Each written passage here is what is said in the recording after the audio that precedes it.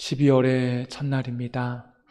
오늘 이 하루 또 12월의 한 달을 주님과 함께 동행하는 복된 우리 성도님들이 되시기를 축원합니다. 오늘은 하나님은 소망을 주십니다 라는 제목으로 하나님 말씀을 나눕니다. 여러분은 영적으로 살아있다라고 하는 의미가 무엇이라고 생각하십니까?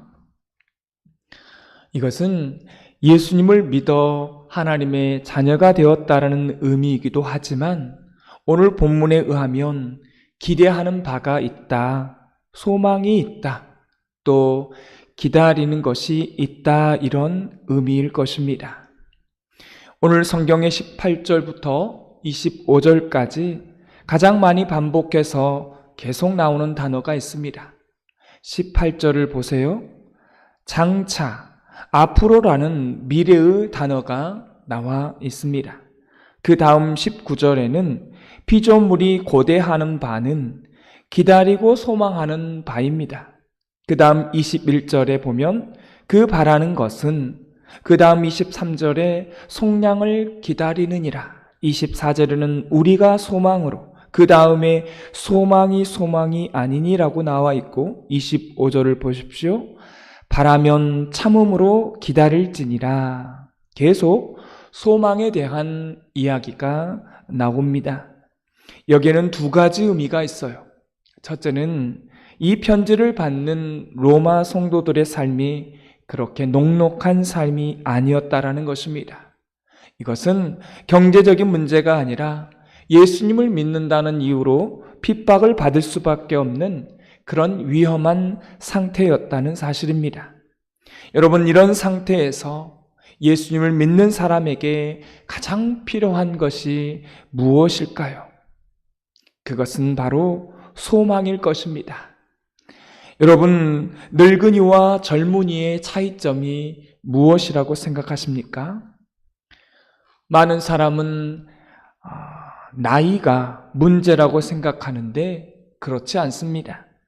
이 젊은이와 늙은이의 구분점은 이렇습니다. 변화와 성장이 지속하고 있는가, 아니면 멈춰 있는가입니다. 여러분, 아무리 어려도, 나이가 젊고 나이가 어려도 변화와 성장이 멈췄다라면 그 사람은 뭐예요? 늙은이인 것입니다.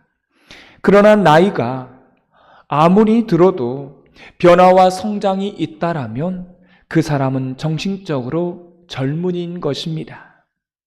또 한 가지 기준이 있습니다. 바라고 기대하는 바가 있다라면 그 사람은 젊은이인 것입니다. 그러나 여러분이 아무리 30대일지라도 바라는 것, 소망하는 것, 기다리는 것이 없다라면 뭐예요? 늙은이라고 하는 것입니다. 그리고 영적으로 이미 죽어가고 있는 거예요.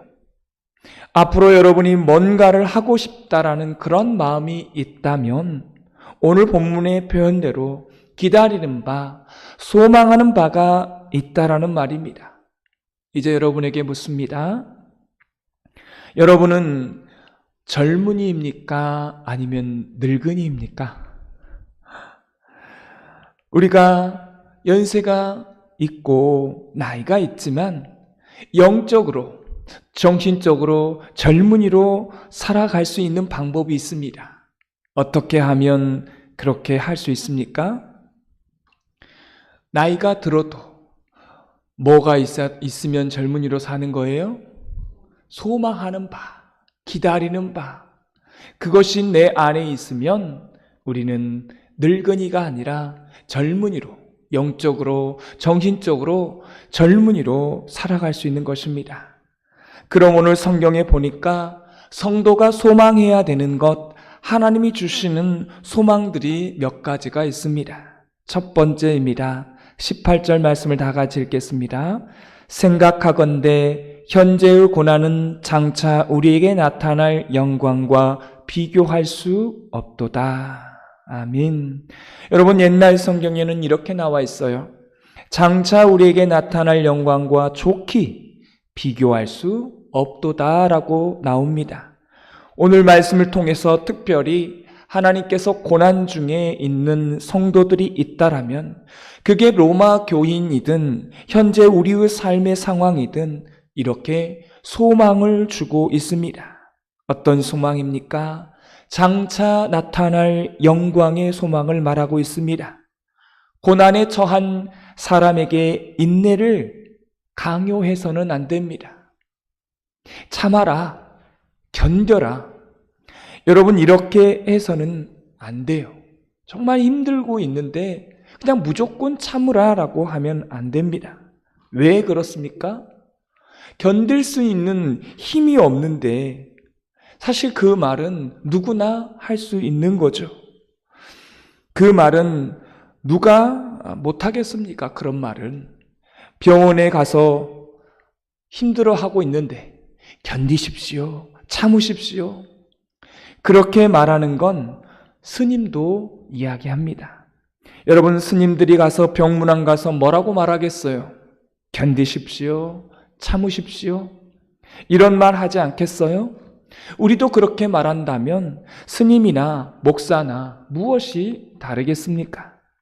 그러면 교회는요, 무조건 그렇게 기다리라고, 그렇게 인내하라고 말할 수는 없는 것입니다. 신앙은, 기독교는 기다리는 이유를 반드시 말해줘야 합니다. 그게 뭐라는 거예요? 소망이라고 말해야 합니다. 그럼 오늘 성경은 이 소망이 무엇이라고 말합니까? 장차 나타날 영광이라고 말합니다. 고난받는 자에게, 예수님을 믿기 때문에 고난을 당하는 자에게 그 다음에 무엇이 주어진다는 거라고 말해야 한다고요? 영광이 주어진다라고 하는 그 말을 해야 한다는 것입니다. 지금 당장의 영광은 아니지만 이 고난 이후에 장차 미래에 영광 가운데 주어진다는 그 약속을 말해야 한다는 것입니다. 여러분, 초대교회의 수많은 순교자들이 핍박을 받고 고난을 받고 그렇게 죽어갔지만 장차 나타날 영광의 말씀을 그렇게 말씀하고 있습니다. 우리도 마찬가지라는 거죠. 초대교회 교인들처럼 그 지하 카타콤에서 신앙을 지키기 위해서 지하 그 묘지에서 300년을 우리도 그렇게 살았다라고 생각을 해 보십시오. 우리가 그런 상황이라면 우리는 어떻게 견뎠을까요? 나는 그런 예수는 못 믿어 하고 무덤 밖으로 뛰쳐 나갔을까요? 만약 우리가 그 무덤 300년을 우리가 선택했다면 그 무덤 속에서 태어나고, 그럴 거 아니겠습니까? 300년인데 그 무덤 속에서 태어나고 그 무덤 속에서 죽는다라면 도대체 무슨 소망을 가지고 그 300년, 그 일생을 견뎌야 했을까요? 그들이 쓴 그 벽에 보면 이런 이야기들이 있는 거예요. 무슨 글귀가 있냐면 주 예수여 어서 오시옵소서. 얼마나 힘들겠습니까? 그게 그들의 소망이었고 그 소망이요 견딜 수 있고 기다릴 수 있고 참아낼 수 있다는 것입니다. 또한 순교당한 사람들의 그 마지막 신앙 고백을 써놓은 이야기들을 보면 다 공통점이 있습니다. 참아라, 견뎌라. 그러면 뭐가 열린다는 것입니까? 하늘문이 열린다는 것입니다. 이게 중세의 교부들이 순교당할 때 했던 말입니다. 참아라, 견뎌라. 이건 앞에 불교도 비슷한 이야기를 합니다. 인내해라, 참아라. 그 다음이 달라요. 천국의 문이 열리리니 목이 떨어질 때까지, 내가 순교할 때까지 조금만 견뎌라. 그러면 천국의 문이 열리리니, 이게 바로 장차 다가올 영광인 것입니다. 그들은 이 소망을 현재의 고난과 맞바꾼 것입니다. 이들이요 바보들 아닙니다. 이들의 이성이 마비되고 종교적인 광신자가 아니에요. 철저하게 하나님의 은혜와 신앙을 가지고 하나님이 부어주시는 그 장차 나타날 영광과 현재의 고난의 그 가치를 다 계산해서요, 맞바꾼 것입니다.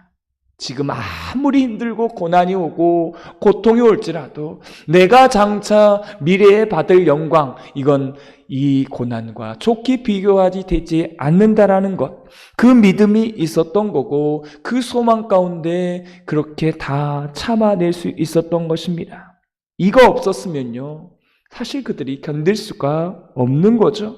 다 배교하고 다 세속화되고 다 신앙 팔아먹고 무덤 밖으로 나갈 수밖에 없었다는 것입니다. 물론 무덤 밖에 나가면 자유가 있었겠죠. 하지만 그들의 문제는요, 천국문이 열리지 않는다는 것입니다. 이게 첫 번째 소망이었습니다. 그래서 우리가 혹시 고난 당한다라면, 혹시 그게 나의 부족함과 나의 잘못과 나의 불성실함 때문에 당하는 그런 고난 말고요, 예수님 때문에, 예수님을 믿기 때문에 견뎌야 되고 예수님을 믿기 때문에 우리가 희생해야 되는 고난이 있다라면 장차 다가올 영광과 맞바꿀 수 있는 저와 여러분이 되어지기를 소망합니다. 내가 하나님의 교회와 성도를 위해서 희생을 한다라면 하나님이 더 큰 영광을 주시겠지. 이게 바로 성도의 능력이라는 것입니다. 이런 자만이 끝까지 희생하고 끝까지 견디고 참아낼 수 있는 것입니다. 이게 바로 성경의 원리인 거예요. 두 번째는 오늘 성경에 하나님께서 주시는 소망이 있습니다. 19절 말씀을 다 같이 읽겠습니다. 피조물이 고대하는 바는 하나님의 아들들이 나타나는 것이니. 아멘. 여러분, 여기서 기가 막힌 게 있어요. 사람만 기대하고 사람만 소망하는 게 아니라 나무와 물과 자연, 이런 피조물도 하나님의 아들들이 나타나는 것을 소망한다는 것입니다. 여기서 하나님의 아들은 두 가지 의미가 있어요. 그리스도를 의미하고 예수를 믿는 하나님의 백성들을 의미합니다. 인간이 지금까지 문명의 발전을 이루어왔습니다. 얼마나 지금 우리 현대 사회가 발전되어 왔습니까? 그런데요, 자연은 어떻게 되었습니까? 자연은 옛날보다 훨씬 더 훼손되었다라는 것입니다. 문명이 발달하면 발달할수록 자연이요, 파괴돼 가고 있습니다. 그래서 오존층이 뚫리면서 얼마나 많은 자외선들이 내리고 북극에 있는 얼음들이 녹고 기상이변이 일어나고 있는지 모릅니다. 이런 생태계가 파괴되고 수많은 생태계가 파괴됨으로 말미암아 많은 사람들이 질병으로 죽어가고 있다는 거예요. 그러니까 문명은 발전했지만 하나님이 만드신 이 피조물, 이 창조물들은 지금 고통 중에 있다라는 것입니다. 그래서 이 피조물도 세상에 있는 모든 자연 만물들도 누구를 기다려요? 하나님의 아들 예수님을 기다린다는 것입니다. 하나님의 아들들이 나타나기를 소망한다는 것입니다. 하나님의 아들이라는 것은 두 가지 의미라 그랬죠. 예수님과 예수님을 믿는 사람들. 하나님께서 인간에게 자연을 위탁했는데 인간은 자신의 이익을 위해 부를 위해서 창조물을 고통스럽게 만들어 버렸다는 것입니다. 피조물을 잘 다스리고 피조물과 함께 공존하라고 하셨지만 인간의 탐욕, 그 탐욕이요 자연을 착취했던 것입니다. 여러분, 인간의 손이 닿는 곳은 모두가 자연이 훼손되었습니다. 그러나 인간의 손이 닿지 않는 그곳은 어떻게 됐어요? 자연이 보존이 되었던 것이고 자연의 질서가 보존이 되었던 것을 보게 됩니다. 오늘 성경은 말합니다. 그 자연, 하나님 만드신 피조물도요, 탄식한다는 것입니다. 고통스러워해요. 그래서 우리 믿는 자들은 하나님의 그 위탁 명령에 따라 이 피조물들의 그 고통을요, 줄어들 수 있어야 하는 것입니다. 그래서 우리 믿는 사람들도 자연을 어떻게 해요? 보호할 줄 알아야 합니다. 그러한 책임이 우리에게도 있습니다. 그런데 중요한 게 있어요.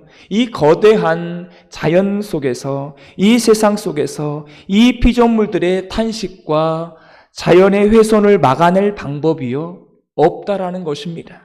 계속해서 이 자연이 훼손되어 가고 있어요.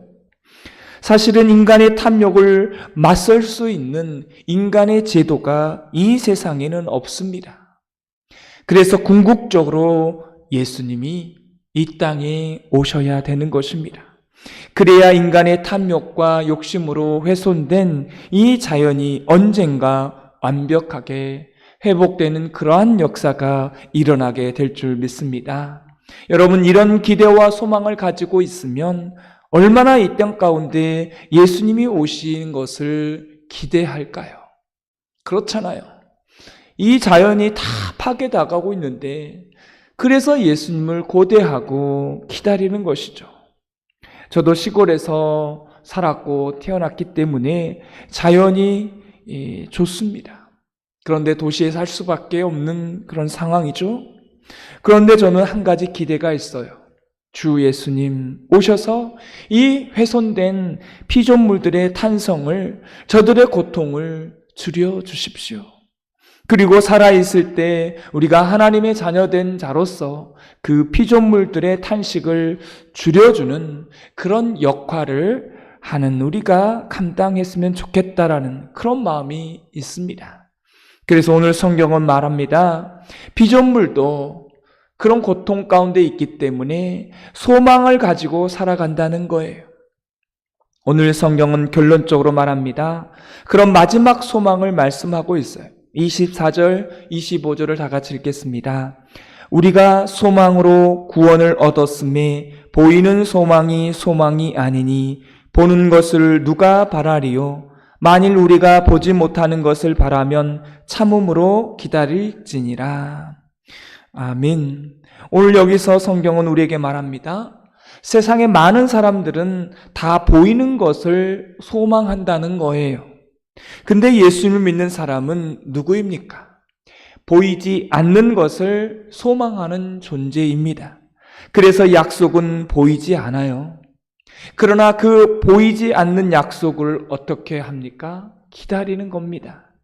그래서 믿음이 필요해요. 그래서 우리에게 믿음을 주시는 것입니다. 사랑하는 성도 여러분, 그러면 소망과 희망의 차이점 여러분 아십니까? 소망과 희망의 차이점이 있어요. 소망은 약속에 의해서 가지는 바람인 것입니다. 그 약속은 보이지 않지만 그 보이지 않는 그 약속을 믿고 기다리는 것, 그게 바로 소망이고요. 그게 바로 소망은 나에게부터 주어지는 것이 아니라 약속은 하나님이 주셨기 때문에 하나님이 주어가 되는 것입니다. 그 다음에 중요한 것이 있어요. 약속을 바라는 것입니다. 근데 희망은 무엇입니까? 여러분, 희망은 나에게서 시작되는 기대인 것입니다. 희망을 가져라. 희망이 있다. 이것은 나에게 기대가 주어지는 거고 그렇기 때문에 내가 주어가 되는 것입니다. 그래서 희망 고문이라고 하지 않습니까? 그것은 결국은 고문이 되는 거예요. 그러나 소망은 하나님의 약속이 있고 하나님께서 주관하시기 때문에 반드시 성취하신다는 것입니다. 그리고 이 소망이 있는 사람은요, 끝까지 견딜 수가 있답니다. 사랑하는 성도 여러분, 우리가 점점 나이가 들고 그러다 보면 우리의 몸이 쇠약해지고 세상의 것을 다 점점 내려놔야 되는데 여러분과 제가 가져야 될 소망이 무엇이겠습니까? 보이지 않는 천국과 보이지 않는 하나님의 구원과 영생을 소망하고 기대하고 기다리는 인생이 되어야 될 줄 믿습니다. 그래서 우리의 신앙을 지켜내려면 보이지 않는 분을 보이는 것 같이 하여 참아내야 지금의 현재의 고난과 맞바꿀 수 있는 그런 신앙이 있어야지만 배교하지 않고요, 우리는 끝까지 견뎌낼 수 있습니다. 이런 하루가 되고 이런 인생이 되는 저와 여러분이 되어지기를 주님의 이름으로 축원합니다. 오늘 말씀의 느낌과 깨달은 점을 적어보시고 해야 될 것과 하지 말아야 될 것을 한 가지씩 적어보시고 이 말씀대로 사는 하루가 되게 해달라고 기도하는 시간 갖겠습니다. 기도하겠습니다. 하나님 아버지, 예수님 때문에 당하는 고난과 핍박과 순교를 이길 수 있는 방법은 약속된 하나님의 영광, 이 세상의 영광과 촉히 비교할 수 없는 그 하늘의 영광이 바로 소망이 될 때 우리 안에 어떠한 고난도 다 이겨내고 참아내는 줄 믿습니다. 눈앞에 보이지 않는 그 소망을 기다리고 기대할 때, 그것을 믿을 때 우리는 배교하지 않고 끝까지 견디며 인내하며 기다린다라고 말씀해 주셨습니다. 소망 되신 예수님을 우리가 끝까지 바라보게 하여 주옵소서. 약속의 말씀을 굳게 믿으며 변치 않는 그 믿음의 삶을 살아내게 하여 주옵소서. 우리뿐만 아니라 피조물도 고통 가운데 있다고 말씀하고 피조물도 예수님을 기다리고 소망한다고 말씀하고 있습니다. 인간 때문에 고통스러워합니다. 예수님이 이 땅에 오시옵소서라고 하는 그 소망과 기대감으로 피조물도 그렇게 기대하고 있습니다. 우리 모두가 이 땅 가운데에서 천국을 기다리고 소망하는 인생으로 살아갈 때 우리의 믿음이 변치 않는 줄 믿습니다. 끝까지 우리에게 소망하는 그 소망이 우리가 끝까지 붙들며 살아갈 수 있는 우리 모두가 되게 하여 주옵소서. 예수님의 이름으로 기도드리옵나이다. 아멘.